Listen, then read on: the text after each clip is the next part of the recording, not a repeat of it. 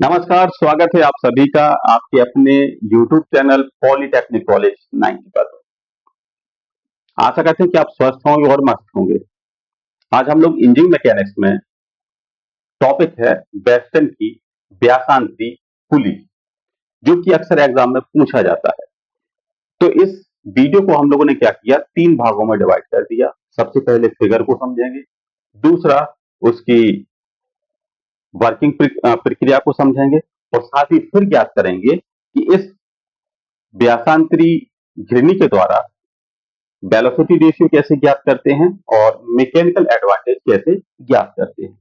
तो शुरुआत करते हैं सबसे पहले बेस्टन की व्यासांती घिरनी के फिगर के बारे में। बेस्टन की ये व्यासांती घिरनी है, जिसमें शुरुआत में क्या है कि इसमें 2 ब्लॉक लगे हुए हैं। एक ब्लॉक ऊपर का है, जो कि ऊपर वाली सीलिंग से कनेक्ट है, और एक ब्लॉक है नीचे, जिससे भार को जोड़ा गया है।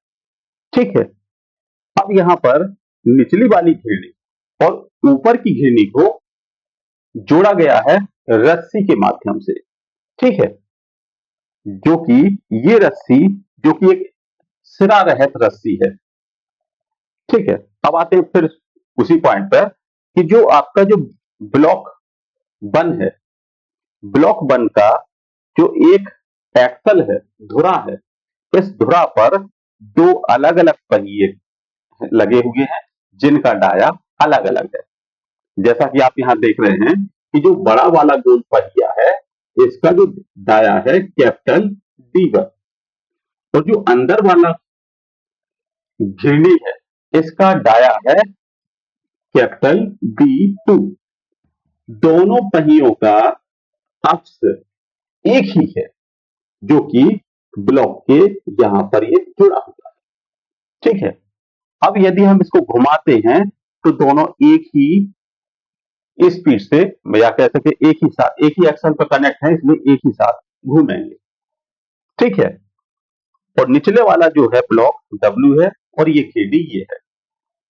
क्लियर। रस्सियों पर तनाव समान लग रहा है। ठीक है। तनाव हमारा क्या है, T दिया हुआ रस्सी का। ये आ गया आपका फिगर।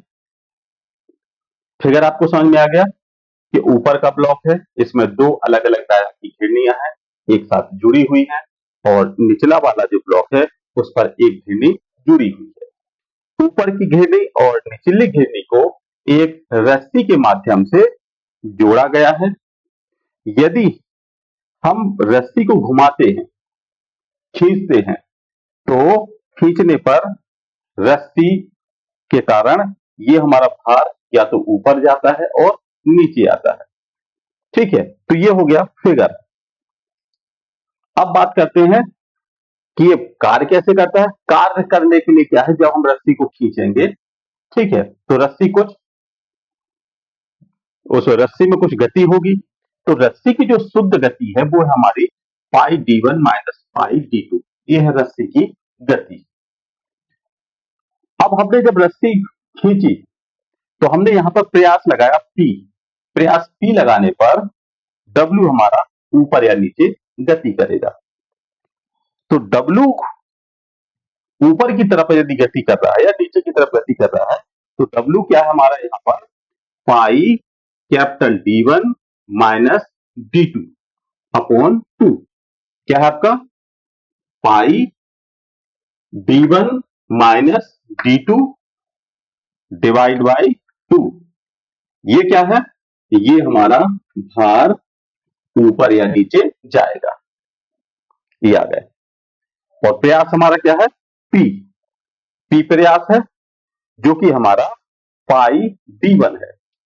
आप यहां पे लिख सकते हैं पाई D1। ये हो गया हमारा प्रयास, और भार क्या हो गया हमारा, पाई D1 minus D2 divide by 2। ठीक है। अब हमें इस रस्सी का ज्ञात करना है वेगानुपात।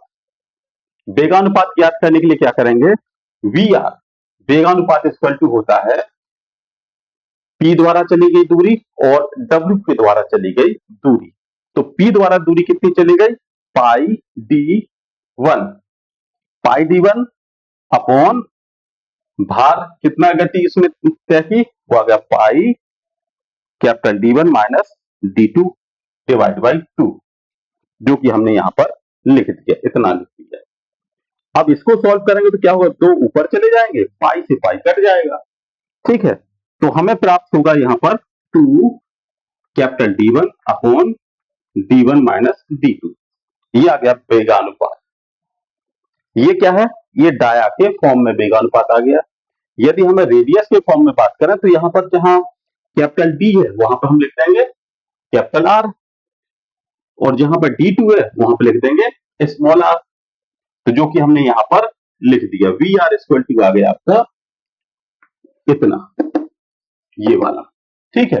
वी आर इक्वल टू आ गया 2r upon capital R minus R, ठीक है।